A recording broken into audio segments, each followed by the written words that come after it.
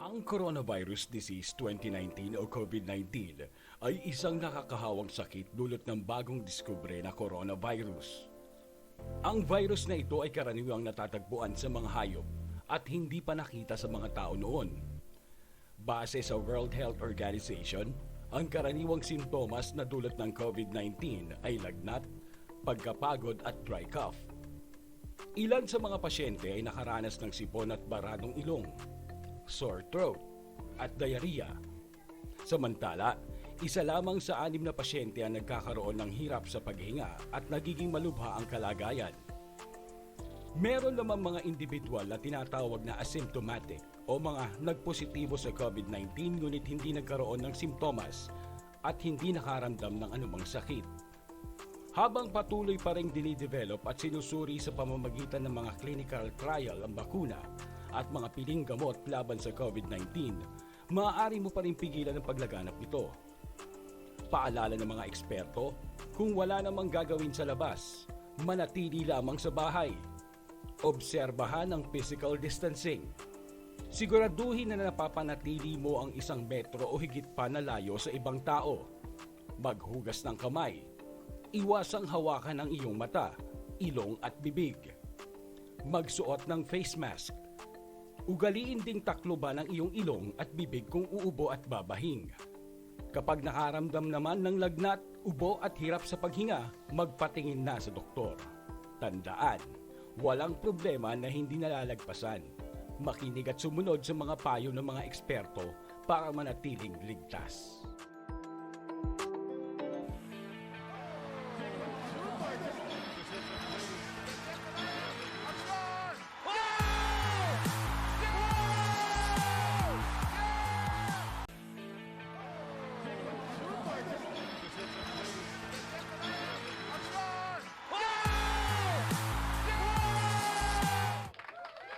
Magandang hapon mga kaabante. I'm Sarah Asido, your Queen Bee, Queen Basketballera, at narito po tayo sa isang live na episode ng Mas Pinasaya at Mas Pinagandang Sportalakan. Pero bago po natin simulan ito mga kaabante, wag niyong kakalimutang mag-like and follow sa aming mga social media accounts at wag niyo rin kalimutang mag-subscribe sa aming YouTube channel. So, ayun na nga mga kaabante, live tayo ngayong hapon at meron tayong special na makakasama ngayong hapon. Siyempre, papakilala ko na sa inyo mga kaabante ang ating special guest ngayong hapon, ng Executive Vice President ng NBL, si Miss Rhose Montreal. Hi, Ma'am!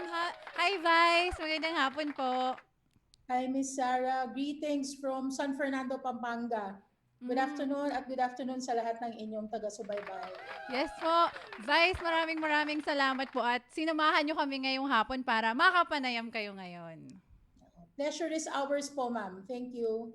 So eto ma'am, hindi ko na po ito papatagalin. Gusto ko po kasing malaman dahil matagal na rin po kayo sa Pro League Matagal na po kayo sa basketball. So tingin niyo ma'am, bakit ngayon lang 2020 talaga napansin itong women's basketball? Kumbaga, Vice, 2019 nung talagang umusbong yung suporta ng Pinoy sa women's basketball Ma'am, alam niyo naman po na ang Philippines is known to be a basketball crazy country. So basically, anything basketball, mapababae, mapalalaki, talagang we always excel. Hindi lang naman po bago yung women's basketball sa Pilipinas. In fact, the reason why we put up WNBL and we brought WNBL to the next level, which is getting a pro status, it is because wala po kasing aspiration sa mga manlalaro from the collegiate side, no? Like the only aspiration for women bowlers na lumalaro sa collegiate are basically yung mapasama sa national team. But basically po, wala naman pong regular na competition or match, international matches yung nilalahukan ng ating national team. So basically po, sa sobrang dami po ng manlalarong babae sa Pilipinas, ang basketball, nakita po natin tong scenario na to as early as 2013. Unfortunately, it wasn't the priority of the leading pro league in the country that time. So, naintindihan ko naman din po yun. So, eventually, we started introducing women's basketball, but after I left po the Pro League, and then we put NBL as a homegrown league, we felt the need to put up a women's league talaga. In fact, siguro po ang pwede kong sabihin dito ay kailangan lang po ng isang tao or isang grupo or isang entity na magte-take ng risk para everything will follow through. So, to be honest about it, pagdating po sa skills ng basketball, hindi naman po tayo papadaig with Mm. our other Asian neighboring countries, no? So, siguro isa po yun din sa adikain ng WNBL na ipakita talaga, ipaalam muna sa buong Pilipinas na tayo po ay meron ding mga magagaling na manlalarong babae.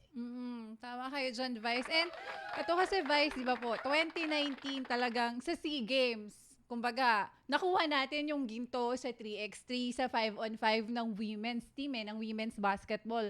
Tingin nyo, ma'am, yun yung naging, kumbaga, yun yung nag-boost sa women's basketball dito sa bansa natin para maisipan talaga na gawin ng professional league yung WNBL. Basically, ma'am, matagal na po talagang merong clamor. Matagal na po nagdi-dream ang ating mga manlalarong kababaihan na lumaro sa professional league. In fact, nakikita po natin dito na marami pong exemplary talents na women bowlers who play as imports in international competition or who play as imports sa mga international league. So, ibig pong sabihin nun, meron talagang vacancy, may vacuum for a platform for this women bowler. So basically po, siguro isa na rin po yung pag-dominate natin ng women's basketball in the recently concluded SEA Games. But actually, to be honest about it, matagal na po talagang may clamor. So kailangan lang po talagang may maglakas ng loob, sumugal, and the rest will follow through like what I mentioned a while ago. At kayo yon, Vice. Kayo yon, Miss Rose, yung talagang nag-take ng risk para talagang maging professional league na yung WNBL natin. And thank you sa inyo, ma'am. Thank you sa inyo, Vice. Actually, ma'am, ginawa lang po tayong instrument, but at the end of the day, kung hindi rin naman po sinuportahan ng maraming tao or lalo na po yung mga women bowlers, hindi rin naman po to magpo-push through. So, yun po, may nag-take ng risk at sumunod po yung mga suporta. So, basically, it will be a collaboration between WNBL and the women bowler community. Kaya aabangan po talaga yun ng mga Pinoy fans dahil kumbaga may bago tayong ihahain sa mga basketball fans natin. Pero ito po, Vice, kung ikukumpara natin yung women's basketball sa men's basketball, ano sa tingin nyo yung edge ng mga kababaihan pagdating sa sport na to, pagdating sa basketball? Ma'am, actually, ang advocacy ng WNBL ay gender equality and women empowerment. Lagi ko na po ito sinasabi sa mga nakaraang interviews. Actually po, gusto ko rin ibahagi sa inyo at ibahagi sa mga followers ninyo. Gender equality and women empowerment, meaning what men can do, women can do better. And in the game of basketball, we always believe na hindi lang po siya pang lalaki, pang babae rin siya. And like what I said nga, women can do better. In fact, in our previous season po ng WNBL, mabibigla po kayo na we're slowly getting the support of the community. In fact, where the NBL men plays, nandun din po yung dinadala rin po namin yung mga WNBL games doon. And makikita nyo po na WNBL games pa lang, punong-puno na po yung mga venues namin, especially the one in Botolan, kung saan po yung Air Force at Navy ay naglaban po na meron pong nagdadunk, may tumatalon sa ring. So, ibig sabihin po, yung skills ng basketball hindi lang po limited sa mga panlalaki lang. In fact, mas exciting po panoorin ng mga babae kasi sa kanila po, wala silang kebere, wala silang hesitation or whatsoever, walang kaarte-arte ang mga manlalarong Pilipina dito sa Pilipinas. So, nakita po namin yan. So, parang sinasabi namin, will not only provide a platform for them, but also provide another sports entertainment para sa mga Pilipino. So, yun po yung gusto kong i-appeal sa lahat ng inyong followers. Umpisahan po natin ipakita ang ating suporta sa ating mga women bowlers. And alam ko naman po, I'm very confident, hindi po tayo mapapahiya sa mga talents ng ating mga manlalarong Pilipino. Totoo yan, Vice. Nasaksihan ko yan kasi napanood ko po lahat ng games ng Gilas Women's natin itong SEA Games. Talagang hindi sila takot masaktan Kumbaga, basta may butas, papasukan nila. Kaya idol na idol ko, Vice, si Janine Pontejos. Yan, ang She's MVP actually our ninyo. MVP po. Mhm. Janine Pontejos played for Taguig City Lady Generals and she was declared our first MVP po ng WNBL. Ayan. Opo, idol na idol ko yan, Vice. Pontejos lang malakas. Pero eto, Vice, kasi gusto ko rin pong mahingi yung opinion ninyo dahil gusto nyo nga po, syempre, gender equality tayo. Kahit sang larangan, mapa-sports man yan or outside sports. Pero kasi, eto, Vice, pagdating po sa salary ng women bowlers, saka mga basketballista natin, talagang mas malaki yung nakukuha ng mga players natin sa men's team. Ano pong masasabi nyo doon? Ma'am, kasi ang men's basketball, to be honest about it, established na rin kasi siya. Plus, if you compare it to the men's pro league, talaga naman, hindi nga aabot ng kalahati yung salary-wise. But now Mm. that we've started this WNBL, we really want to manage the team professionally between the team owners, the league, and the players. Now, the players will really have to get a salary, no more allowance basis. They have to get the benefits that they deserve, like say for example a game on bonus or uh, Mm. entry to the final bonus, things like that. So Okay. and it will be protected because there's already a regulatory body that will protect the women bowlers and protect the team owners. So hindi na po kasi siya recreational league kasi nga po like what I mentioned earlier in this ano of the interview, sabi ko po walang aspiration before. After playing for the collegiate league, lahat naman po ng mga women bowlers, aminado dito, it's either they continue playing wherein they chip in yung pangbayad sa sarili nilang jersey, Mm, chip mm. in sila sa quota, recreational league po. I mean, the typical Saturday, Sunday league, no? But walang platform, uh, walang sense of achievement. It's more of parang dahil ano lang siya, recreational league, so something to keep you fit. But this one, I mean, with WNBL as a pro league, it will provide a career option for all our, you know, with all our seriously speaking, yung mga serious ano natin, graduates from college na Mm. ngayon po ang aspiration nila is not only to look forward to being part of the national team, which can only accommodate so much, but meron ka ng pro league na pupuntahan. So, the WNBL as a pro league serves as an aspiration para sa kanila. So, salary-wise, I guess we will be very, very competitive when it comes to salary. It will develop. It will not happen over time, but sooner or later, once we get all the support we need, especially from our media friends like you and the team owners, the players, the community itself, I guess it's not far to somehow level up with the way men's are getting paid in terms of a basketball career. Kumbaga, Vice, magiging profession na po talaga ng mga ballers Yes, natin itong pagpasok nila sa WNBL. yes, ma'am. Opo. Mas okay po yun kasi ang dami, sa tingin ko po, Vice, yung mga players natin na matagal nang graduate sa UAAP, sa NCAA, or sa collegiate basketball, sa tingin ko, ma'am, talagang dinagsa nila to eh.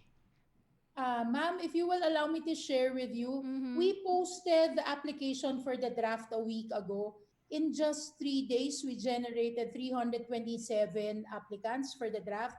And now, after a week, it's already 500 plus. In fact, isa-share ko rin po sa inyo Mhm. na yung deadline ng September 30, baka po maurong siya to an Extended. earlier date. Oo, Mhm. to an earlier date because siyempre po, ayaw naman namin umabot ng 700 yan or 800. Accommodate natin lahat. And then, only a few will be drafted. Mhm. So, Mhm. we want to give equal opportunity. We want to give fair chances to everyone. So, we just had the meeting actually the other night and the board decided to like move forward yung ating deadline. No? So instead of September 30, we might peg the deadline on September 20 po, and then instead of the screening process between October 1 and 10, it will now be moved from September 21 to 30. And then Mhm. on October 2, we will be posting online all the screened applicants, those who will go to the draft combine. Mhm. The draft Mhm. combine will be patterned after the NBL semis, which will be played in a bubble in Pampanga. That's why Wow, ngayon po, nice. actually, I'm doing this interview. We just came from the the inspection ng bubble ng NBL in San Mhm. Fernando in the Brenciglao Convention Center because uh, pag parang feeling po namin mauuna pa ang draft combine kaysa sa continuation ng playoff series to finals ng men. So Mhm. we're going to apply the same safety protocols ng NBL bubble to the Dun WNBL sa draft combine, combine, and opo. then most likely po by the end of this week we will be able to announce no who will be conducting the draft combine for the women's, and then we might peg the date of the draft earlier in October, most likely on the third week. So medyo Hmm. nag-push Mm. forward po lahat ng schedule because of the heavy turnout Sobrang of draft. dinagsa po talaga kayo ng mga aspirants natin na ballers. Actually, ma'am, ang interval ng pagpasok ng email, in fact, sumabog na po yung inbox ng Pilipinas NBL Gmail account, no? Ang interval po, you'll be surprised. And I mean, knowing na normally po ang heavy turnout ng pag-email ay between 1 a.m. hanggang 5 a.m. eh. And then Oo. yung iba po magse-send ng email twice, thrice, or maximum 5 times Naninigurado po to na be sure. matatanggap. Yes, to be sure na natanggap niyo yung application mo. So parang nakakatuwa naman, ma'am. It's really a positive problem for all of us in the WNBL because positive lahat yung responses. So Mhm. sana lang po mag-continue with the support of the community. So may extended pa po. So pwede ba po akong humabol, ma'am? Pwede pa, ma'am. Oo. Meron ka pang 5 days to contemplate if you want to be part of the draft. Ano lang po, ball girl. Kung sa PBA po, ball boy. Ball girl po. Kung may vacancy po dyan sa mga teams ninyo sa WNBL, pwede po ako, ma'am. Pero ito nakakatuwa po dahil talagang dinagsapo ng mga ballers natin, Pinay ballers natin yung WNBL. Pero Vice, kayo po personally, why po basketball? Bakit basketball yung sport na pinasok nyo napili po ninyong suportahan? Ma'am, because I myself is a basketball fan Mhm. and I've been in the community for more than a decade already, and I personally witness, meron akong personal testimony na sobrang overflowing ang talent ng mga basketball players, especially men's, hindi na especially equal na actually men's and Mhm. women. So with the heavy turnout ng draft application, you'll be surprised that some of our drafty hopefuls are coming from Zamboanga, Davao, Wow. Cebu. Oo, so parang hindi, to be honest about it, hindi ko, I've always believed in the talents. I've always believed na there's really a surplus of talent, but I never expected that majority of the hopeful draftees will be coming from the countryside as well. Mhm. Maybe because we're quite successful in bringing WNBL in places where the NBL men's are playing. Mhm. So basically po, yun yung nakikita ko na reason. So parang why I'm supporting it, because I know when it comes to basketball, especially within our Asian neighboring country, we're really we do really excel, and mas maganda pong suportahan, especially yung sports na alam mong kada unit ng, even to the smallest unit of the government, which is mga barangay, and kasi po naggawa na po kami ng naggawa na rin kami ng parang study na in Mhm. every corner there's a basketball court. Totoo po. So, opo, and in fact po, some of my foreign principals are really surprised to see every corner in Pasay, in Makati, in Parañaque, in everywhere kung saan po namin sila dinadala, yung mga foreign principals namin sa 3x3, they're surprised that even barefooted Filipinos Mhm. can play basketball. So, nawawala po yung stereotype na kailangan may maganda kang jersey, may maganda kang shorts, Mm. maganda rubber shoes mo para magaling kang basketball player. Sa Pilipinas po, kahit nakatapak ka, minsan yung mga naglalaro ng basketball na nakatapak, yun pa yung mga magagaling maglaro ng basketball. Totoo po yan. Mga walang t-shirt po, naglalaro, nakapaa. Kahit po hindi sementado, kahit di po sementado yung nilalaroan nila, basta makapag-basketball, okay lang po talaga sa mga Pinoy eh. Yes, ma'am. Ganun po kamahal ng Pilipinas ang basketball. And salamat po sa inyo dahil talagang yung women ballers natin, yung mga Pinay ballers natin, talagang mapapansin na po dito sa bansa natin. Dahil gumagawa na rin po tayo ng pangalan outside the Philippines. Nakikilala na po tayo sa Asia. Sa FIBA, nakilala na rin po tayo sa FIBA. Pero eto, Vice, kayo po, ano po ba yung hinahanap nyo sa isang WNBL player? Ma'am, hindi tayo naghahanap ng matangkad, hindi tayo naghahanap ng maganda, hindi tayo naghahanap ng sexy, hindi tayo naghahanap ng makinis ang binte. Sabi ko nga po, para sa atin sa WNBL, ang importante meron kang basketball IQ at meron kang skills to play basketball. Enough na po yun, ma'am. Kasi sa basketball naman po, in fact, sexualizing in women's is not only parang exclusive to basketball eh. It's a common problem, I guess, around the world. But we just have to make a stance and prove to everyone na basketball is a game of skills and not a game of looks. So, yun po yung ano natin, yun po yung advocacy natin at yun po yung pinaninindigan po natin.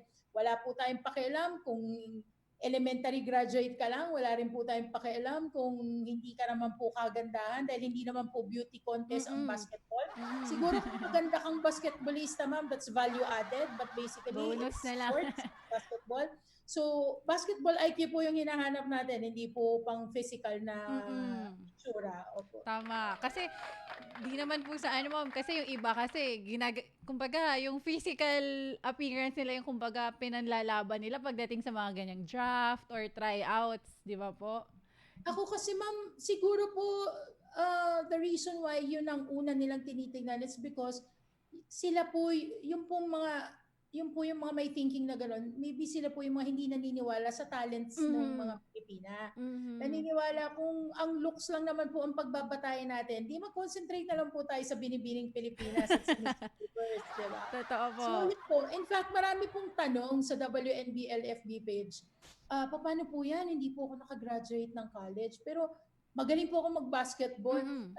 Ang dami pong mga ganyan tanong eh. Meron, masusurprise ka, ma'am, na meron pang nag-message sa akin na I'm a public school teacher but I really have passion for basketball. Wow. When I heard about WNBL, nabuhay yung dream ko eh. So, makapaglaro lang ako, makatungtong lang ako sa WNBL, makapaglaro lang ako sa Pro League, siguro parang okay na ako. So parang pag naririnig mo yung mga